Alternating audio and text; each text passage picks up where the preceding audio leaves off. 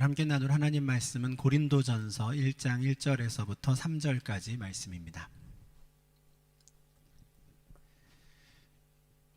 고린도전서 1장 1절에서부터 3절까지 신약성경 263면 정도에 있습니다.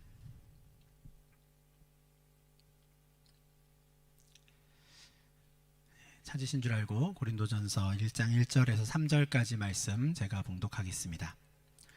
하나님의 뜻을 따라 그리스도 예수의 사도로 부르심을 받은 바울과 형제 소스데네는 고린도에 있는 하나님의 교회 곧 그리스도 예수 안에서 거룩하여지고 성도라 부르심을 받은 자들과 또 각처에서 우리의 주 곧 그들과 우리의 주 되신 예수 그리스도의 이름을 부르는 모든 자들에게 하나님 우리 아버지와 주 예수 그리스도로부터 은혜와 평강이 있기를 원하노라. 아멘. 아마 많은 분들이 기억하실 텐데요. 네덜란드에 처음으로 코로나 확진자가 확인된 날이 작년 2월 27일이었습니다. 그때 성도님들과 함께 터키에서 이곳저곳을 방문하는 중에 저희는 이제 네덜란드에도 확진자가 나왔다라는 소식을 이제 들었었는데요. 근데 그날 이후에 갑자기 이제 상황이 안 좋아졌죠. 그래서 3월 중순에 학교들이 문을 닫았고 저희도 3월 셋째 주일부터 본당에 모여서 예배를 드리지 못하는 상황이 되었습니다. 아주 벌써 오래전 일 같지만 작년 상반기에 저희가 가정 예배로 예배를 드렸었습니다. 근데 해가 바뀌고 다시 2021년 3월이 되었는데요. 우리 상황이 크게 달라지지 않았습니다. 여전히 네덜란드 내 확진자 수는 4,000명, 5,000명을 오가고 있고 또 이제는 변이 바이러스들에 대한 염려까지 늘어나게 되었습니다. 그나마 감사한 일은 올해 들어서 희망적인 소식들이 들린다는 겁니다. 백신 접종이 이제 나라별로 시작되었고 또 치료제들도 개발되었다 하고 그 치료제들이 임상에서 사용되기 시작했다라는 소식도 들었습니다. 그리고 겨울이 끝나고 이제 봄과 여름이 되어서 기온이 올라가면 아무래도 바이러스 확산세가 감소될 것 같다는 예상도 듣게 됩니다. 아무쪼록 여러 이런 대책들이 좋은 효과를 내어서 코로나 바이러스가 더 이상 확산되지 않고 이 상황이 속히 마무리될 수 있기를 우리 모두가 함께 또 협력하며 기도해야 하겠습니다. 그런데 그 1년 우리가 코로나 시대, 코로나 상황이라고 부르는 이 1년 동안 우리의 일상생활의 모습도 많이 달라졌지만 우리의 가치관이랄까요? 세계관, 우리의 생각도 굉장히 많이 달라진 것 같습니다.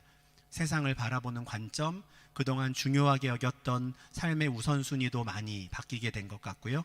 국가와 사회에 대한 평가나 또 생각들도 달라졌습니다.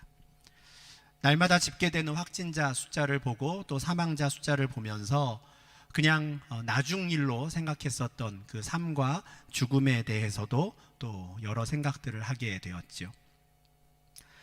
특히 저희 같은 이 기독교인들 같은 경우에는 교회와 신앙에 대해서도 많은 고민을 하게 되었던 1년이 아니었을까 싶습니다. 1년 동안이나 교회당에서 예배를 드리지 못했던 사실 어느 누구도 상상하지 못했죠. 정말 말 그대로 아무도 상상하지 못했던 그 일을 저희가 1년이나 겪으면서 신앙이란 무엇일까? 또 교회란 무엇일까? 믿음이란 무엇일까? 예배는 어떻게 드려야 하는가? 고민하게 된 것 같습니다.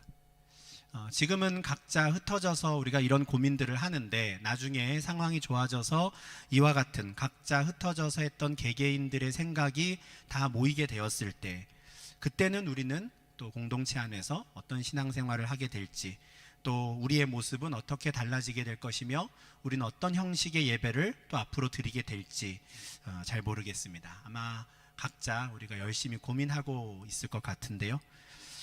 그래서 좋은 일은 아니라서 1주년 이렇게 말하는 건 조금 이상하지만 코로나가 나온 지 우리가 1년 정도 되는 이 시점에서 3월 한 달 동안 제가 교회라는 주제를 가지고 함께 말씀을 좀 나누고 또 생각해 볼 수 있으면 좋겠습니다. 교회 공동체에 대해서 또 많은 생각들을 하셨을 텐데 우리가 또 말씀에 비추어서 그러면 우리는 어떤 공동체가 되어야 할 것이며 우리 교회는 어떤 방향으로 나아가야 할 것인가에 대해서 같이 고민하는 시간이 되면 좋겠습니다. 근데 아시는 대로 성경에는 교회 공동체에 관한 말씀들이 너무 많습니다. 그래서 몇 곳을 고른다는 것도 참 쉽지 않은데 우선 오늘은 고린도전서 1장 1절부터 3절까지 말씀을 본문으로 정했습니다. 왜냐하면 요 짧은 3절 말씀 중에 특별히 2절 말씀을 통해서 교회란 무엇인가에 관한 아주 근본적인 원론적인 개념을 배울 수 있기 때문에 그렇습니다. 우선 1절을 보면 고린도 전서는 그리스도 예수의 사도 바울이 소스데네라고 하는 어떤 형제와 함께 쓴 편지다라고 하지요. 그런데 2절에서 바로 이 바울과 소스데네는 자신들의 편지를 받을 사람들을 이렇게 부릅니다. 고린도에 있는 하나님의 교회 곧 그리스도 예수 안에서 거룩하여지고 성도라 부르심을 받은 자들과 또 각처에서 우리의 주 곧 그들과 우리의 주 되신 예수 그리스도의 이름을 부르는 모든 자들에게입니다. 상당히 긴 구절인데 이 구절에서 가장 핵심적인 표현은 하나님의 교회라는 말입니다. 하나님의 교회. 이 한국에 많은 이단들이 있는데 그 중에 하나님의 교회 세계복음선교협회라는 단체가 있습니다. 아마 많은 분들이 하나님의 교회 안상홍 증인회라는 이름으로 익숙하게 들으셨을 것 같은데 1985년에 사망한 안상홍이라는 사람을 이제 재림예수라고 섬기고 하나님은 두 분이 계시는데 아버지 하나님과 어머니 하나님이 계신다 이렇게 가르치는 이단입니다. 근데 이 사람들이 하나님의 교회라는 이름을 쓰다 보니까 인터넷에 예배 후에 한번 검색을 해보시면 하나님의 교회 그러면 제일 먼저 나오는 말이 하나님의 교회는 이단인가요? 이래요. 그 문장만 보면 참 이상하죠. 하나님의 교회인데 이걸 왜 이단이라 할까? 이 성경에 나오는 이 하나님의 교회라고 하는 아주 특별한 표현과 이 이단이 연결되었다는 것 자체가 참 안타까운 일인데 이 하나님의 교회라는 표현은 저희가 이단에게 절대 빼앗길 수 없는 아주 귀한 말입니다. 이 하나님의 교회라는 말을 특별히 사도 바울이 쓰거든요. 사도 바울이 분명히 어떤 의도를 가지고 특별한 의미를 담아서 하나님의 교회라는 표현을 사용합니다. 그래서 오늘 2절 말씀을 보면 바울이 누구를 어떤 공동체를 하나님의 교회라고 불렀는가를 알 수 있고요. 그것을 통해서 우리가 교회란 무엇인가에 대해서 아주 근본적인 개념을 먼저 확인할 수 있습니다. 일단 2절 말씀을 가만히 들여다보면 바울이 지금 하나님의 교회라고 부르는 대상은 크게 두 그룹이 있습니다. 첫 번째 그룹은 고린도 사람들 중에서 그리스도 예수 안에서 거룩하여지고 성도라 부르심을 받은 자들입니다. 이 고린도라는 도시는 로마 제국의 주요 도시들 중 하나였는데요. 지금의 그리스 남부 지역을 그 로마 제국 시대는 아가야라고 불렀는데 그 아가야 지방의 수도가 고린도였습니다. 그 옆에 아테네가 있는데 아테네가 아니라 고린도가 수도였습니다. 그러다 보니 그 당대의 가장 큰 도시 중에 하나였고요. 더군다나 이 고린도는 항구 도시였기 때문에 정말 많은 사람들이 모여드는 또 많은 사람들이 오가는 번성했던 도시였습니다. 고린도 시민들은 자신들이 좋은 도시, 큰 도시에 산다는 자부심이 있었는데 특히 그들이 자랑했던 건 도시 곳곳에 세워져 있는 수십 개의 신전들이었습니다. 고린도에 수십 개의 신전들이 세워져 있었기 때문에 정말 많은 사람들이 그곳을 찾아서 각자의 신들을 찾아가 제사를 드렸죠. 그런데 그 당시에 신전에서 드려지는 제사의 형식이 조금 특이했습니다. 제사를 드려질 때 주로 성적인 행위들이 동반된 것이죠. 그래서 고린도를 대표하는 신전이었던 아프로디테 여신을 모시는 신전에는 1000명의 여인들이 여사제라는 이름으로 고용되어 있었고요. 그곳에 있던 아폴로 신전에는 또 젊은 남창들이 고용되어서 참배자들의 성적인 욕망을 채워주었습니다. 당시 기록을 연구한 학자들에 따르면 이 고린도 사람이라고 하는 이 말 자체가 윤리적으로 타락하고 성적으로 타락한 사람들을 일컫는 대표 명사였다라고 하니까 이 고린도라는 도시가 얼마나 타락한 도시였는가 알 수 있습니다. 고린도는 당대의 가장 풍요로운 도시들 중에 하나였는데 또한 당대의 가장 타락한 문란한 도시들 중에 하나였던 것이죠. 그런데 바로 그 고린도에서도 하나님께서 그리스도 예수 안에서 거룩하게 하신 자들이 있었습니다.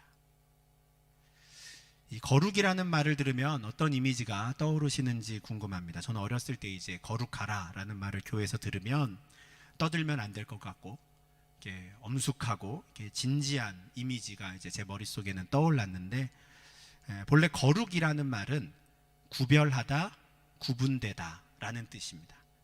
한 걸음 더 나가면 깨끗하게 하다 이런 뜻까지 갖고 있지요. 그래서 우리가 일주일 중에 하루를 구분해서 거룩한 안식일, 거룩한 주일로 지키는 겁니다.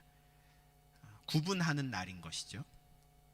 근데 고린도 사람들 중에 거룩하여진 사람들이 있다는 말은 조금 전에 말씀드린 대로 당대에 가장 타락했던 그 도시의 시민들 중에 구별되고 구분된 깨끗해진 사람들이 생겼다라는 말입니다.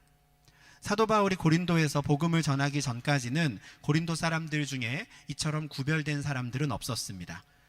물론 그들 사회 속에서는 아주 엄격한 사회 경제적인 계급과 그에 따른 차별이 있었지요. 그런 구분은 있었습니다. 그러나 하나님께서 보실 때 그들은 구분된 사람이 아무도 없었습니다. 그냥 한 덩어리로 다 모여있는 타락한 자들, 죄 가운데 있는 자들이었죠. 그런데 사도 바울이 고린도에서 1년 6개월간 머무르며 복음을 전하고 예수님의 말씀을 가르친 결과 그들 중에 떨어져 나와서 하나님께로 구분된 사람들이 생겼습니다. 그들이 바로 거룩하여진 사람들이지요. 근데 바울은 그들이 내가 전한 복음을 듣고 거룩해졌다라고 말하지 않습니다. 그리고 그들 자체가 이제 완전히 거룩해졌다라고도 안 하지요. 그들은 그리스도 예수 안에서 거룩하여진 자들입니다. 이 거룩함을 구별이라고 하였을 때 그 기준이 무엇인지 우리가 알게 되는 것이죠. 기준이 무엇입니까? 그리스도 예수입니다. 그들의 거룩함은 그리스도 예수로 말미암아 나오는 것이죠. 예수 안에 있는 자들과 예수 밖에 있는 자들이 구별되는 것입니다. 그리스도 예수 안에 있는 자들은 하나님께로 구별됩니다. 예수 안에 있기에 그들은 죄사함을 받고 하나님 보시기에 의로운 깨끗한 자들이 된 것입니다.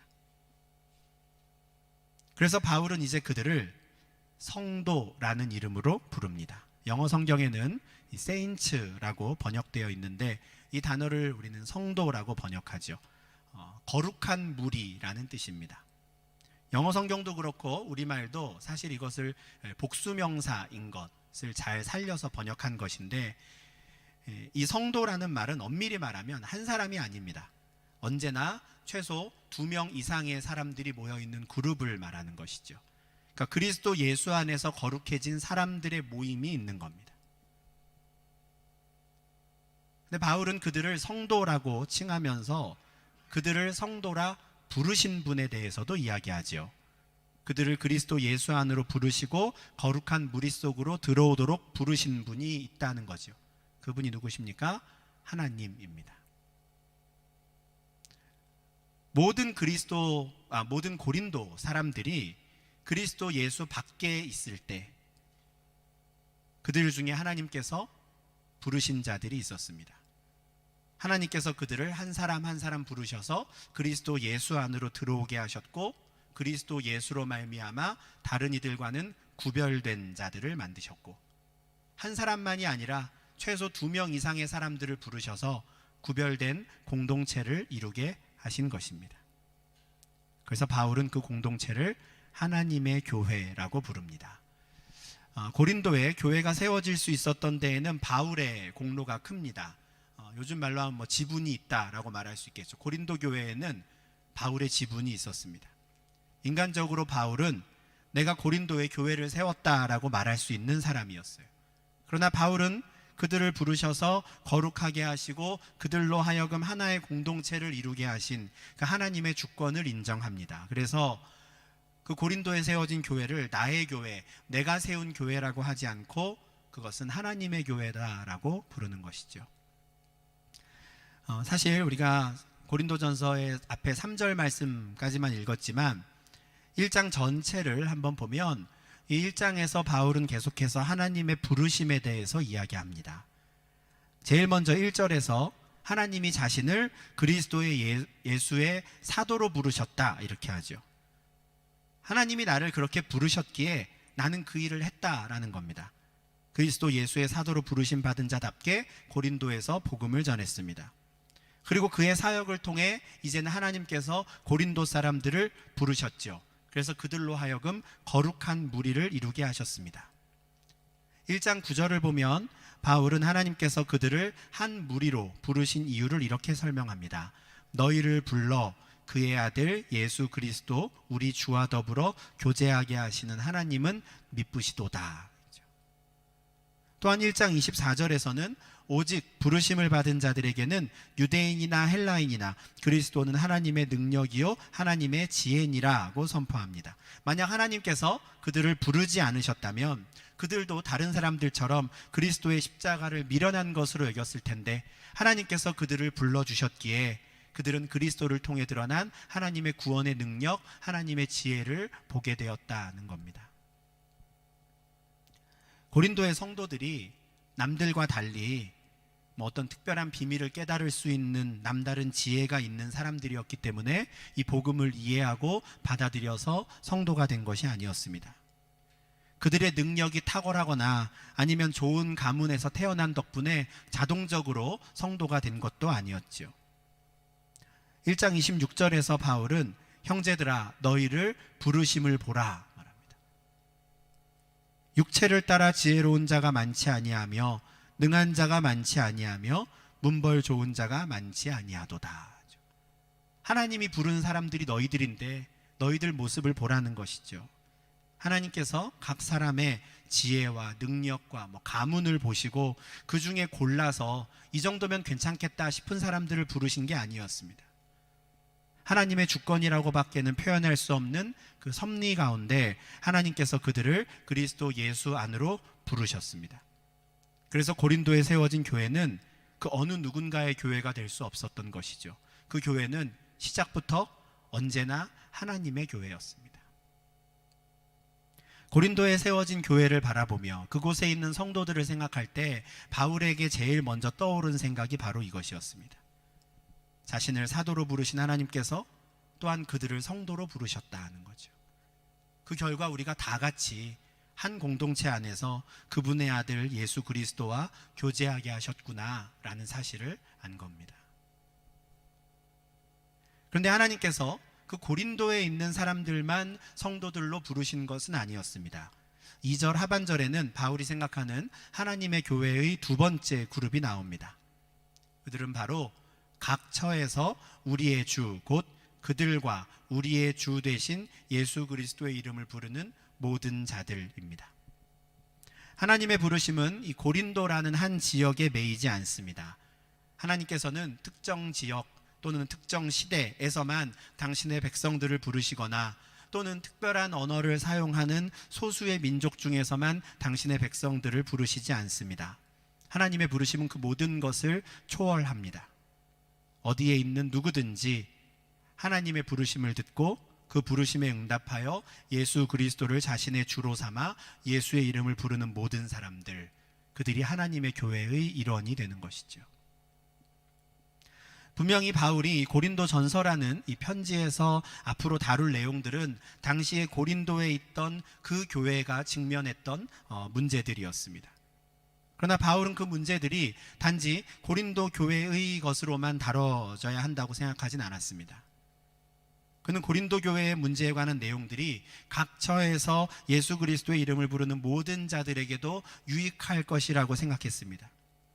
그래서 그들 모두에게도 이 편지를 쓰는 마음으로 쓰고 있는 것이죠. 이런 관점은 하나님의 교회에 대한 바울이 어떤 생각을 갖고 있었는가를 잘 보여줍니다. 바울에게 있어서 교회는 하나밖에 없습니다. 하나님의 교회라는 것 하나밖에 없죠. 언어와 문화, 지역에 따라서 흩어져 있는 사람들 중에 하나님의 부르심에 따라 그리스도 예수 안에 들어와 거룩한 무리를 이룬 사람들이 모두 하나님의 교회입니다. 사는 환경이 다르고 민족이 다르고 언어가 다른 것은 그들을 하나다라고 부르는 데에 아무런 장애가 되지 않습니다. 왜냐하면 그들의 주와 우리의 주가 같은 분이시기 때문입니다. 그러니 각자의 언어로 예수 그리스도의 이름을 부르는 모든 자들이 하나밖에 없는 그 하나님의 교회의 일원이 되는 것입니다. 고린도의 이 기독교인들, 고린도의 성도들은 자신들의 공로로 그 하나님의 교회의 일원이 된 것이 아니었습니다. 하나님께서 그들을 부르셨기에 그들은 그리스도 예수 안에서 거룩하여질 수 있었습니다. 그러므로 그들은 이제 자신들의 이 타락한 고린도 사람들과는 달리 거룩한 자들이 되었다고, 나는 이제 하나님 교회의 일원이 되었다고, 천국은 나의 것이라고 우쭐해하면 안 됩니다. 아직 교회 밖에 있는 이들을 무시하거나 업신여겨서도 안 됩니다. 그런 일을 할 게 아니라 그들은 하나님께서 자신들을 성도로 부르신 목적이 무엇인지를 알고 그 목적을 이루기 위해 애써야 했습니다. 사도 바울의 삶이 그랬습니다. 하나님의 부르심에 합당한 삶을 살았죠. 하나님께서 자신을 예수 그리스도의 사도로 부르셨으니 그 사도로서의 사명을 감당하기 위해 평생 헌신했던 겁니다.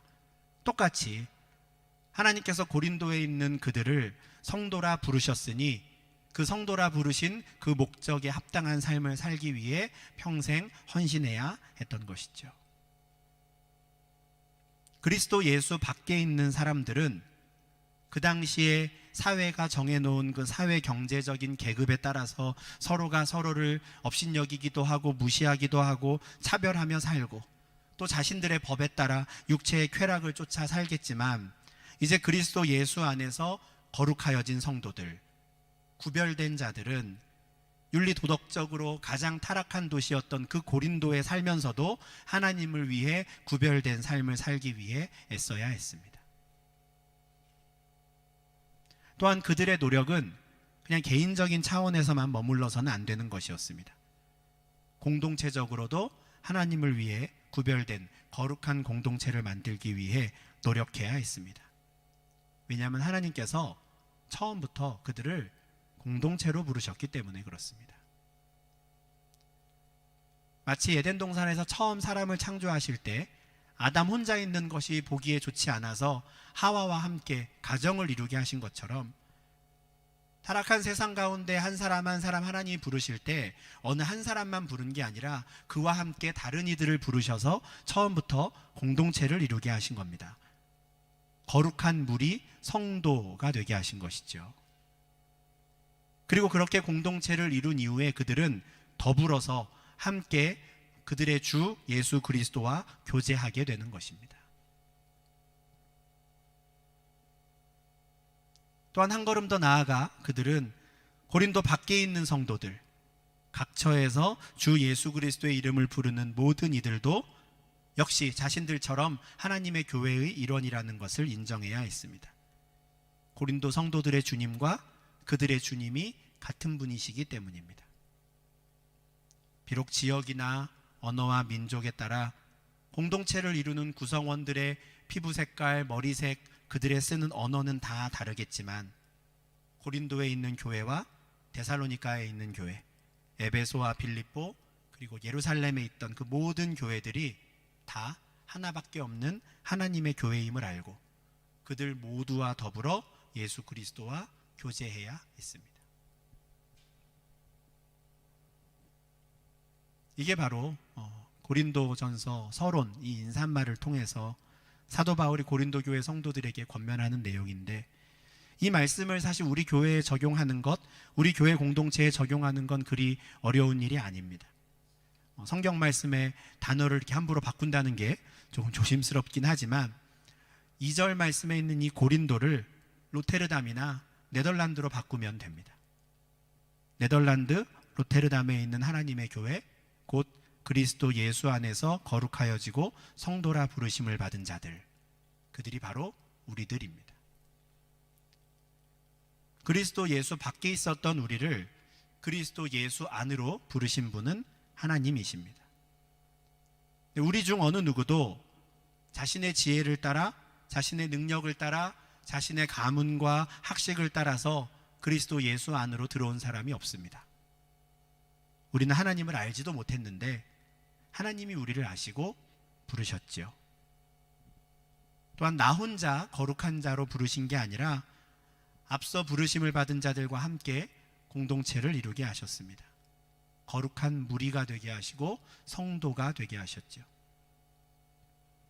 그렇게 해서 로테르담과 인근 지역에 사는 사람들, 그 중에서도 주로 한인들이 중심이 되어 세워진 교회가 바로 로테르담 사랑의 교회, 하나님의 교회입니다.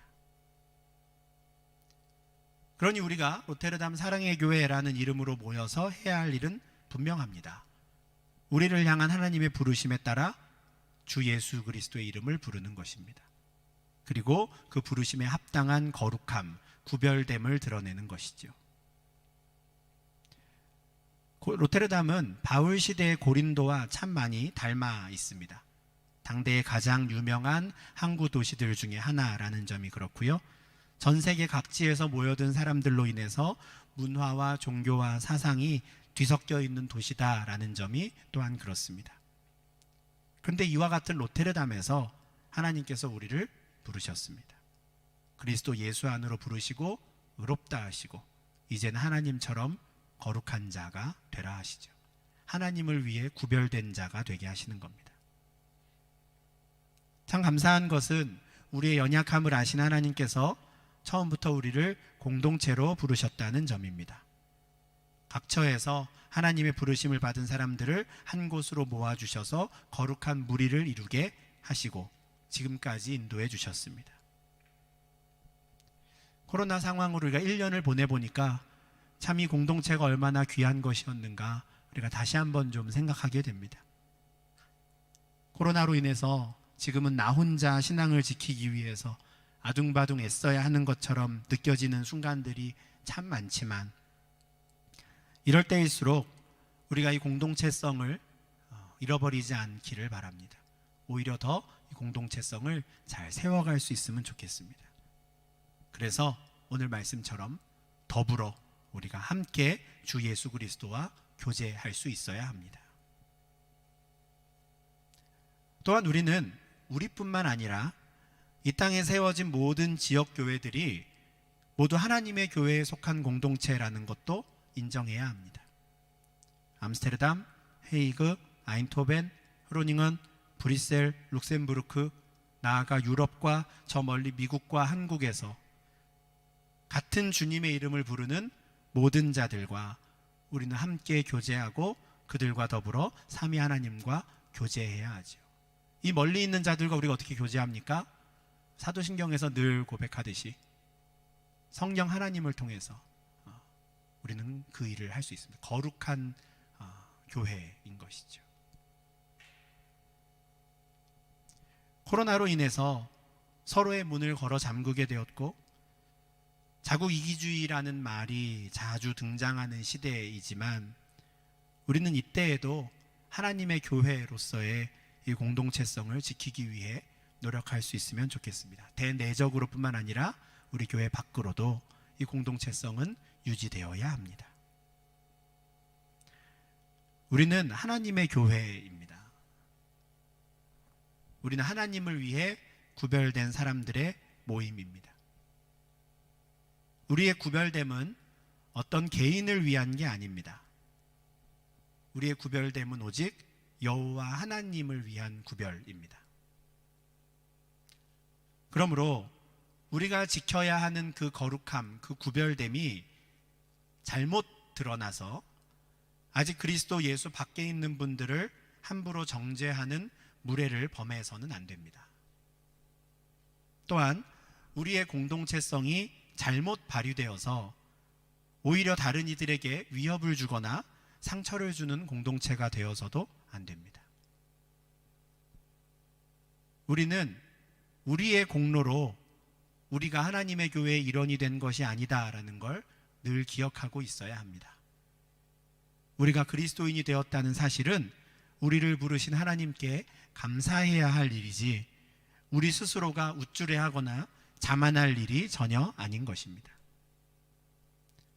우리가 할 일은 하나님께서 우리를 부르신 목적을 잊지 않고 그 부르심에 합당한 성도, 합당한 공동체가 되는 것입니다. 개인적으로뿐만 아니라 공동체적으로도 나와 우리 교회가 이 하나님의 교회라고 하는 이 영광스러운 이름을 더럽히지 않도록 노력해야 하는 것입니다. 사도 바울이 각처에서 우리 주 곧 그들과 우리의 주 되신 예수 그리스도의 이름을 부르는 모든 자들에게 기원한 하나님 우리 아버지와 주 예수 그리스도로부터 임하는 은혜와 평강이 우리 로테르담 사랑의 교회 모든 성도들 가운데 있기를 간절히 소망합니다. 그래서 그 은혜와 평강 가운데 거하며 정말 이 성도라 부르심을 받은 자답게 이 땅을 살아가는 하나님의 교회, 그 교회의 성도들이 되시기를 주님의 이름으로 축원합니다. 기도하겠습니다. 하나님 아버지 감사합니다. 지난 한 해 세상이 시끄럽고 불안한 가운데에서도 우리를 지키시고 보호하시며 또 새로운 3월 한 달을 맞이하게 하시니 주님 감사를 드립니다. 지난 1년간 서로 만날 수 없고 함께 모여 예배할 수 없는 어느 누구도 상상치 못했던 이 시간을 겪으며 우리가 교회와 신앙에 대해서 많은 생각을 하게 되었습니다. 하나님, 우리를 한 사람 한 사람 홀로 외로이 부르지 않으시고 공동체로 불러주신 하나님의 말씀을 듣게 하시니 주님 감사를 드립니다. 우리가 하나님의 교회임을 늘 기억하게 하시고 이제는 구분되고 구별된 거룩한 자들임을 잊지 않게 하시며 그 모든 것이 우리를 부르신 하나님의 은혜임을 알고 우리가 아직 그리스도 밖에 있는 자들과 구별된 삶으로 하나님을 찬양하는 저희 될 수 있도록 인도하여 주시옵소서. 우리의 구별됨이 무례함으로 나타나지 않게 하시고 우리의 구별됨이 다른 이들에게 위협이 되지 않게 하시며 오히려 하나님의 부르심에 합당한 그 구별됨, 그 부르심에 합당한 삶을 통하여 하나님의 사랑이 얼마나 크신지, 하나님의 은혜와 긍휼이 얼마나 크시며 그리스도의 십자가를 통해 드러나는 하나님의 지혜가 얼마나 놀라운 것인지 우리가 그리스도 밖에 있는 자들에게 보여주게 하시고 그로 말미암아 우리가 또한 축복의 통로가 되어 더 많은 이들이 그리스도 예수 안으로 들어와 구별되고 거룩하여지는 이 은혜가 이 로테르담 땅에 있기를 원하오니 주님 저희를 그렇게 사용하여 주시옵소서. 그래서 우리 한 사람 한 사람 또 교회 공동체가 더욱 주님을 닮아가는 복된 삶을 살게 하여 주시옵소서. 예수님 이름으로 기도합니다. 아멘.